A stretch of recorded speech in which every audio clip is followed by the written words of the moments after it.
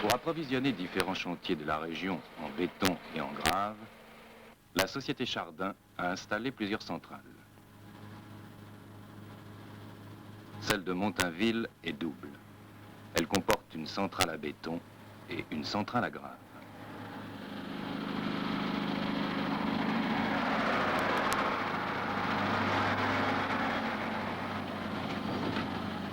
Nous allons voir la centrale à grave en fonctionnement. Une scrapette, ou dragline, élève vers une trémie les graves ou les sables nécessaires à chaque mélange. Dosés, les matériaux sont transportés jusqu'au malaxeur par un tapis roulant.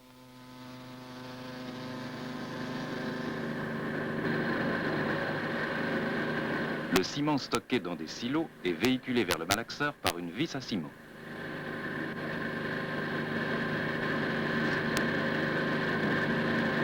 À la sortie des vis à ciment se trouve une bascule et au-dessous, le malaxeur.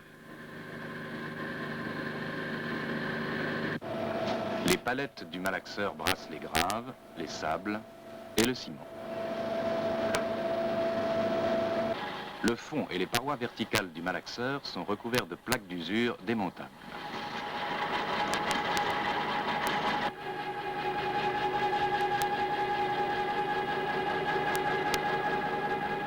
Une fois brassés, les graves sont transportés par un second tapis roulant dans une trémie de stockage sous laquelle se placent les camions qui les emportent vers les chantiers.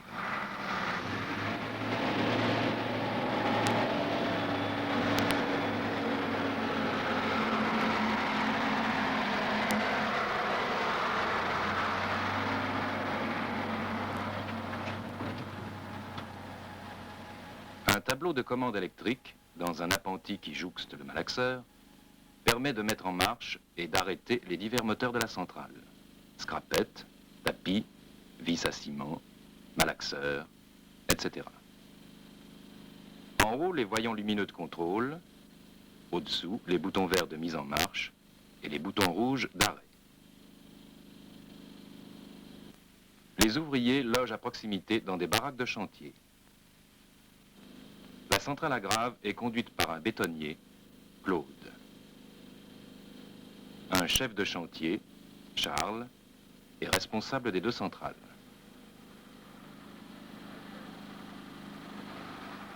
De son bureau, le chef de chantier peut les surveiller toutes les deux.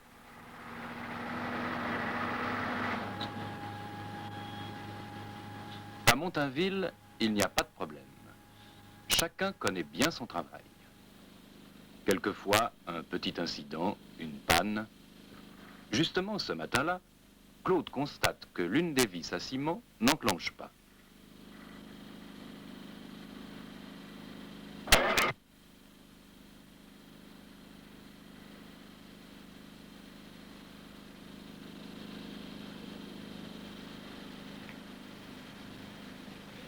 Dis-moi, Charles, Ouais. il y a un contacteur de la vis à ciment qui n'enclenche pas.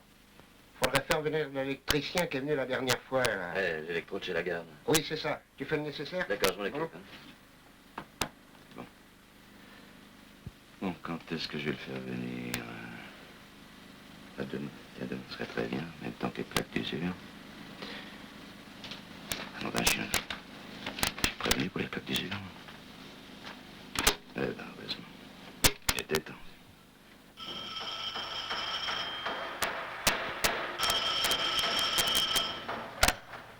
Allô?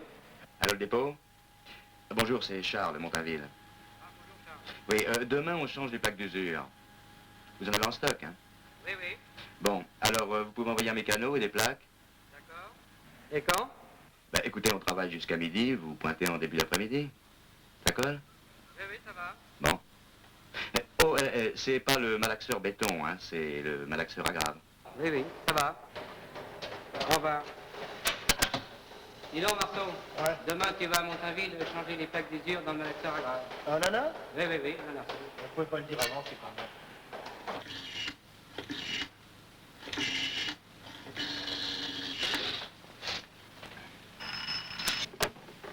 Allô, électricité Lagarde? Monsieur Lagarde lui-même. Bonjour, monsieur Lagarde. Oui, Charles ici. C'est Charles, mon ami. Ah oui, bonjour. Qu'est-ce que je peux pour vous?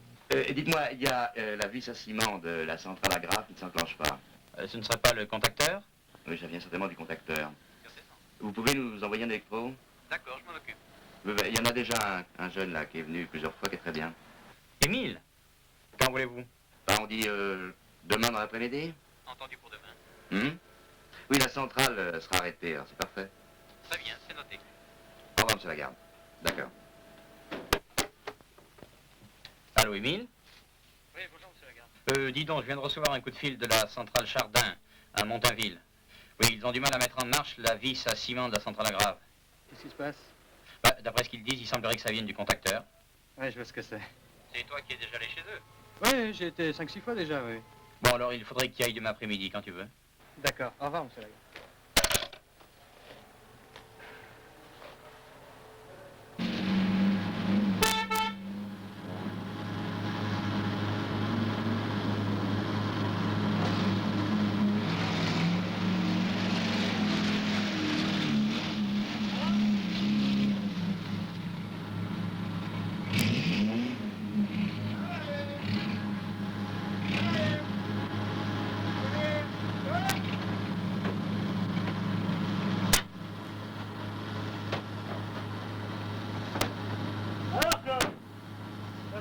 Ça va, Marceau? J'en ai déposé 2. Dis donc, t'as coupé le jeu, moi. Hein. Ah bah oui, je suis pas fou, ça fait 2 heures que j'y suis. Bon, on va voir ce qu'il a dans le ventre, hein.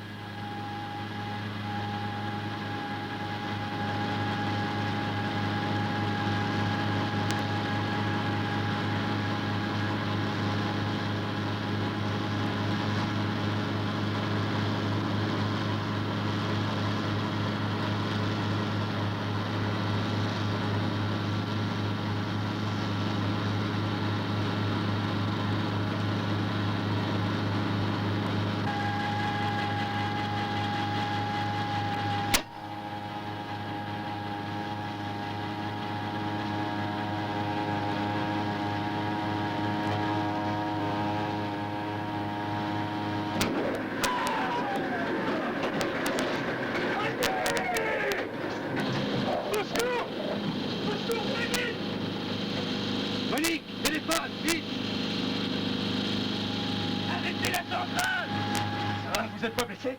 Moi, ça va. Il y a le camarade là. Quoi? Mécanicien là. Et Pierrot, regardez cette affaire.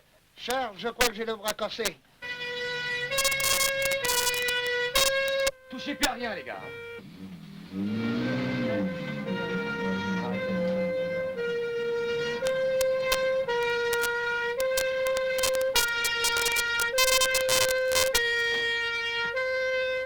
Deux hommes qui m'a fait confondre là-haut. Deux hommes dans le trou. Dégagez.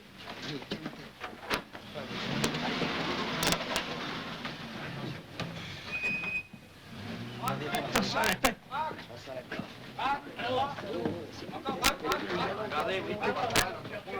De l'autre côté là-bas.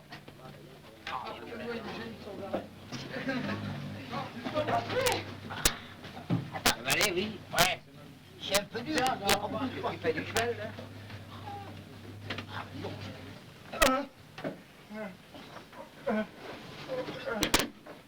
On va pour la jambe. Je me soulage la tête.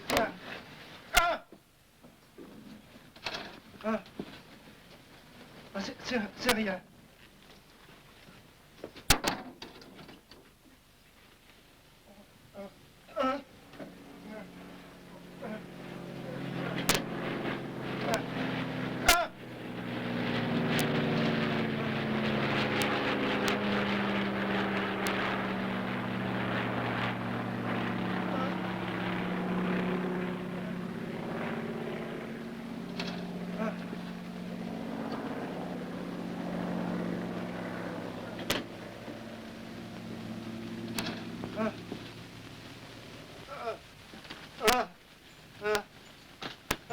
Attention pour poser.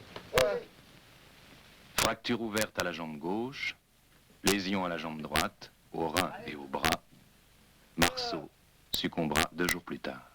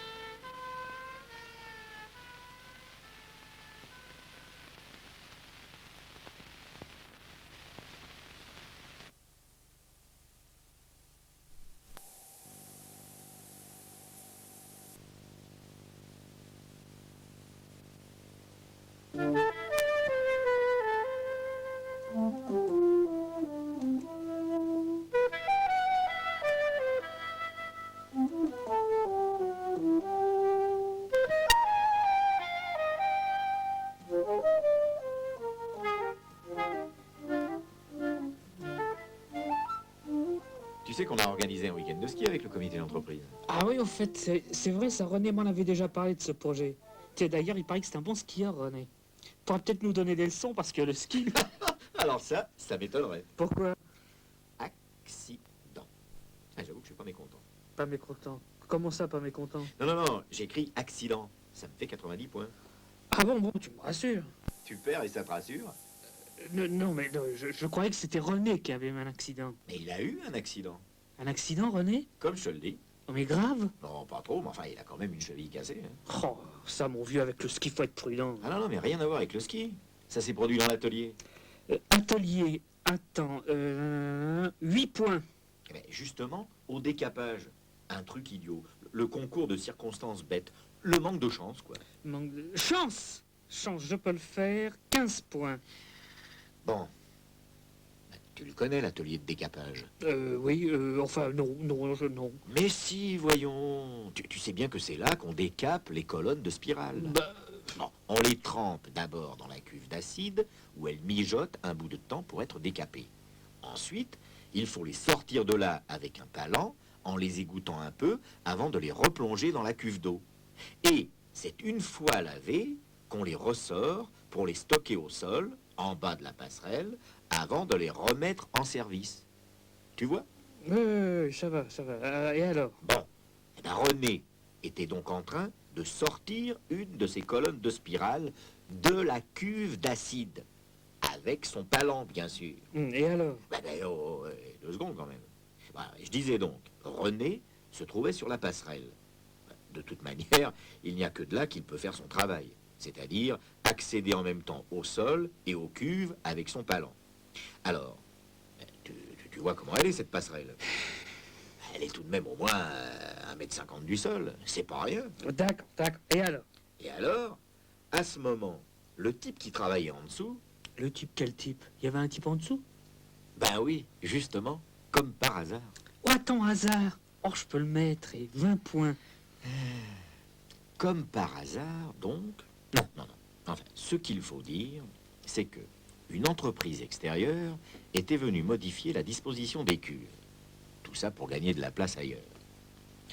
En fait, ils avaient rajouté une cuve au bout, à droite de la passerelle existante. Mais du coup, avec une cuve en plus au bout, cette maudite passerelle devenait trop courte. Entre parenthèses, faut dire que les gars du bureau d'études, ils n'y avaient même pas pensé à la passerelle. Et en plus, ils n'avaient rien demandé à personne. Ah ça! Alors, dans ces conditions, tu vois mon René, avec sa passerelle trop courte, obligé de monter, obligé de descendre, obligé de se contorsionner pour accrocher ou décrocher ses spirales. Effectivement, c'était pas très pratique. Ah, bref, il fallait donc souder un complément de passerelle. Et par conséquent, il y avait cet ouvrier en train d'en préparer le soudage. Et pour ce faire, il se trouvait bien entendu où? Bon, il se trouvait juste à côté de la cuve d'acide. Alors, ce qui devait arriver, quand René a soulevé sa spirale, il y a quelques gouttes d'acide qui sont tombées sur la tête du gars. Oh, tu parles d'un travail. Il s'est mis à courir en hurlant vers la douche. J'aurais voulu t'y voir.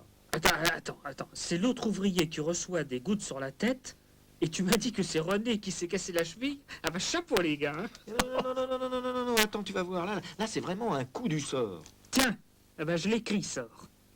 Bon, alors, le gars, il courait vers la douche. René, qui connaît bien l'acide, lui, il se précipite à l'autre bout de la passerelle pour y prendre le flacon de neutralisant, qui est toujours là en permanence.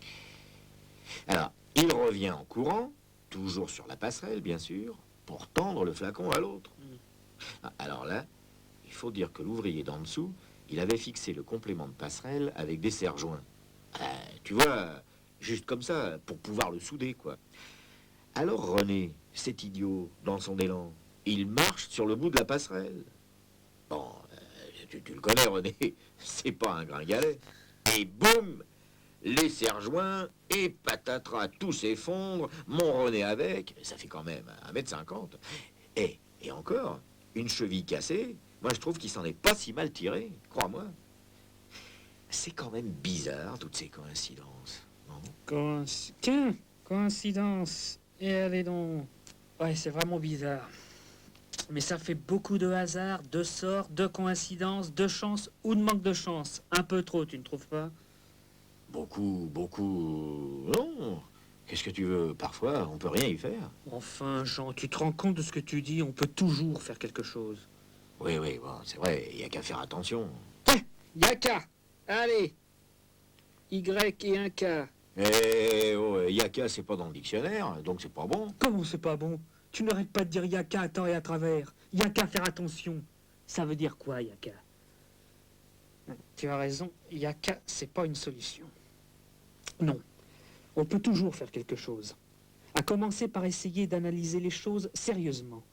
Reprenons ton accident à l'envers, mais avec des faits simples, précis et concrets. Bon, tu disais, René s'est cassé la cheville. Ça, c'est un fait. Ah oui, ça pourrait être un fait, c'est un fait. Demande à René.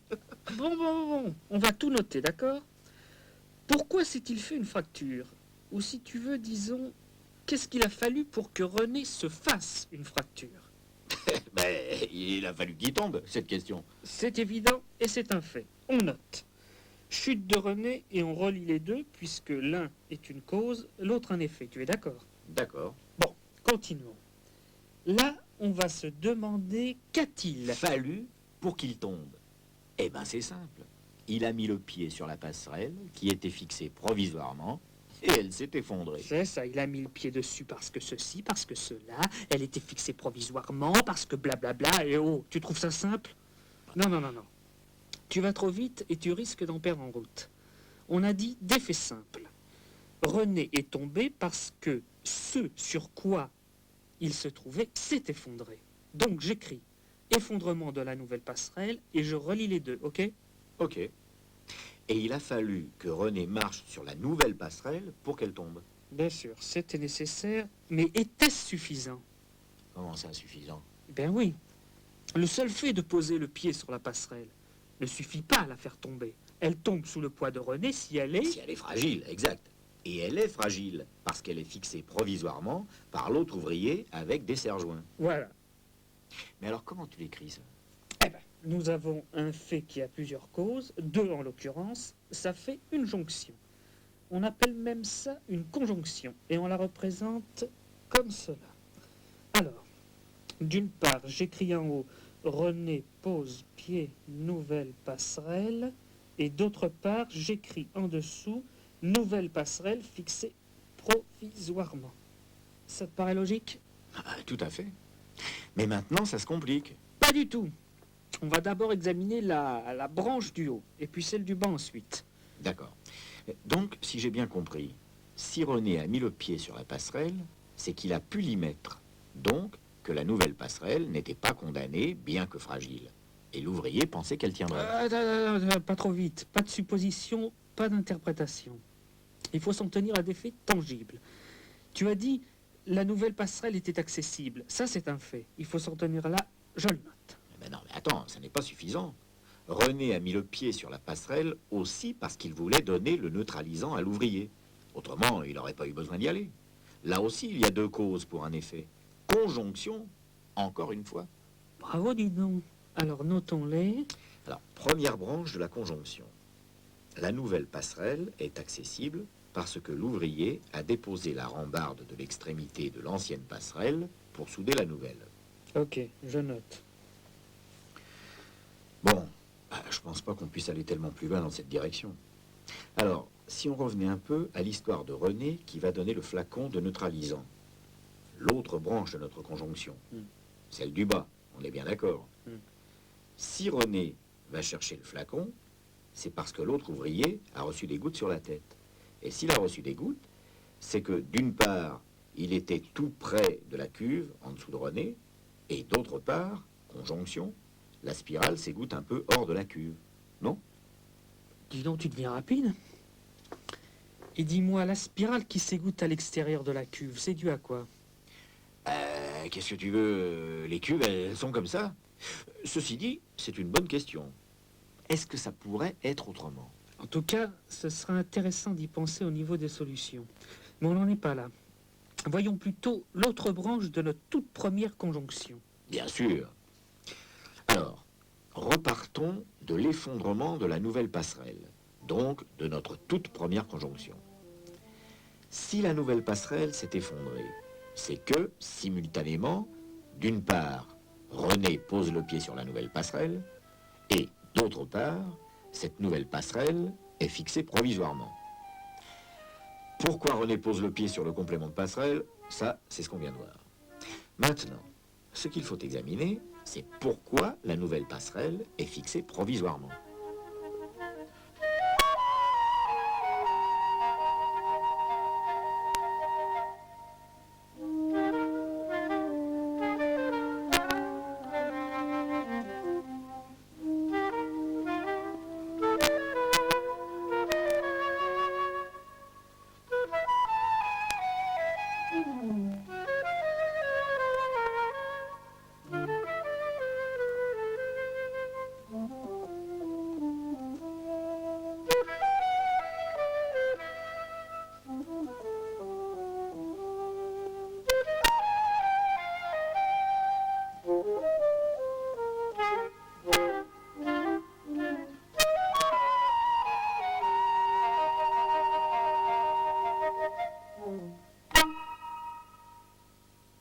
Bon, écoute.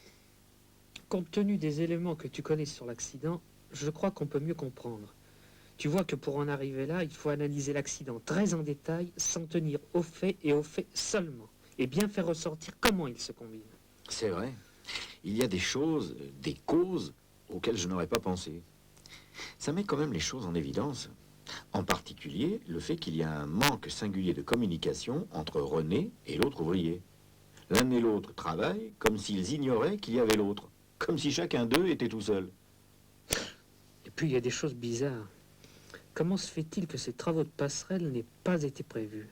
Oui, mais ce qui est intéressant, c'est qu'en fait, il y a deux accidents. L'ouvrier qui reçoit des gouttes d'une part, et la chute de René d'autre part. Ils s'enchaînent, et l'un est la conséquence de l'autre. Ça fait un peu comme un arbre. Un arbre. Un arbre des causes, en quelque sorte. Eh bien, l'arbre qu'on vient de faire nous permet de nous poser pas mal de questions. Et il n'est pas sûr qu'on se les soit posées si on n'avait pas reconstitué l'arbre. Et qui dit question? Dit bonne question. Il faut être méthodique et ne rien oublier, à chaque fois tout passer en revue.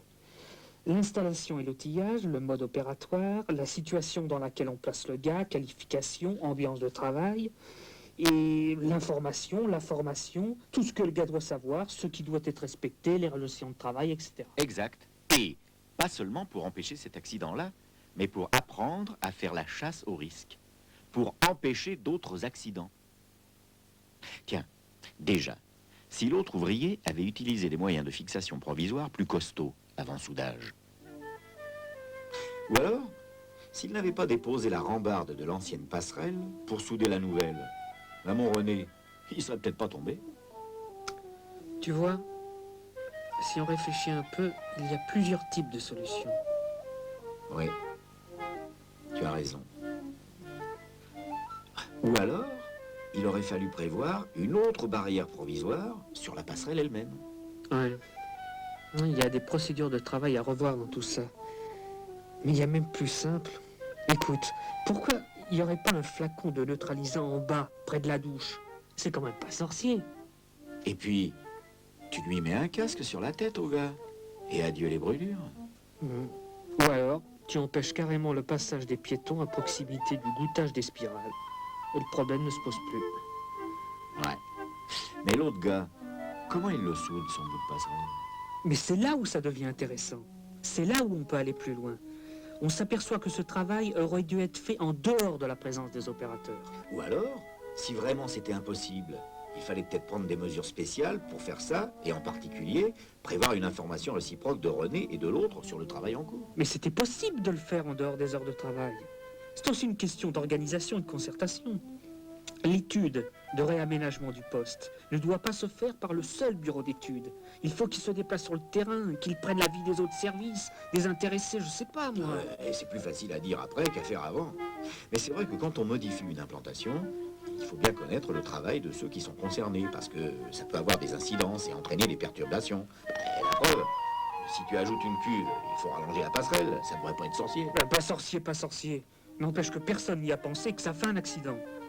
Et si nous, on a pensé à toutes ces mesures de prévention, c'est qu'on a suivi une méthode qui nous permet de bien mettre ces choses en évidence, sans rien oublier, et de penser à des solutions auxquelles on n'aurait pas pensé.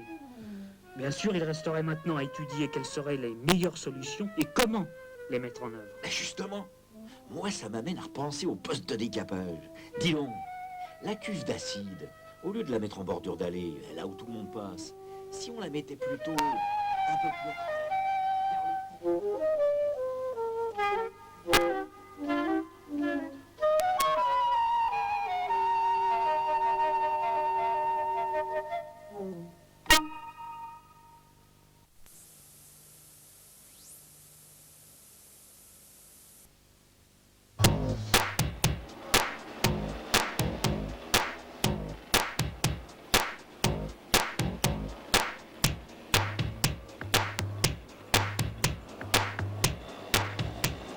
Avant de pénétrer dans divers ateliers de lycées professionnels et d'y aborder le problème des risques physiques pris par certains élèves, nous avons voulu rencontrer quelques jeunes à l'extérieur dans la vie quotidienne. Cette introduction à notre propos est juste là pour dire à tous ceux qui s'interrogent sur le comportement des élèves en atelier que la notion de prise de risque chez l'adolescent est à considérer dans sa complexité, au lycée, comme chez lui, ou dans la rue.